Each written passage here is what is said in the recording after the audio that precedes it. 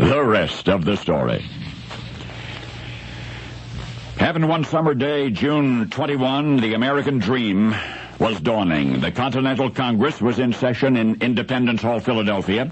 Present were the Patriots, James Madison and the rest, when suddenly their deliberation was interrupted. Soldiers were approaching our Independence Hall. Our forefathers rushed to the windows, gazed out in disbelief. The approaching army was entirely unexpected. Therefore, Independence Hall was completely unprotected, utterly vulnerable. How many were there? 80? 100? No. More behind the infantry, 200, 250. Hurry out the back way quickly. The soldiers are now surrounding the building, but too late. No way out. So bar the doors. And our patriots were trapped inside our Independence Hall. Maybe if they talked to the soldiers, surely they were not beyond reason. What glory could there possibly be in killing unarmed legislators? Somebody called out a window, "What do you want?" One of the soldiers called back. It was a ridiculous question, he said. Supposedly the patriots knew very well what the soldiers wanted. So the legislators looked at each other, bewildered. Again, Madison insisted, "What do you want? You out there." The soldiers raised their muskets. A voice came from among them, warning that Independence Hall would be stormed presently.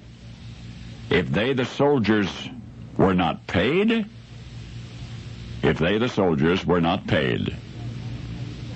They wanted to be paid the money, which they said was owed them, and now months overdue, their salary as soldiers in the Revolutionary War.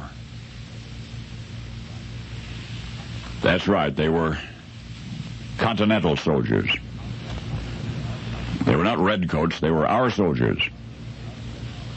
When they staged their dead earnest assault on Independence Hall, June 21, 1783, the Revolutionary War was over. But angry over the withholding of their back pay, they got drunk and mutinied, just marched away from their commanding officers, marched off to Independence Hall. Well, gratefully, there was no gunfire, only gun waving and verbal threats. By evening, the intoxicated detachment had dispersed. The cornered Continental Congressmen had dispatched a messenger to seek aid from the Pennsylvania militia, but for some reason or another, the militia refused to rescue them, and that made James Madison very angry.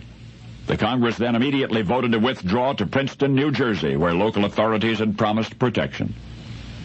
But Madison and his fellow congressmen never forgot. Now, history recalls that our founding fathers, during the Constitutional Convention of 1787, moved to create a site in which to locate the nation's capital, a city completely removed from the authority of any state, under the exclusive jurisdiction of the Congress of the United States. No state could be trusted, they decided. No state could be trusted to defend the seat of national government. And James Madison was loudest of all, demanding that the capital of the United States be established outside any state in Washington, D.C. And now you know the rest of the story.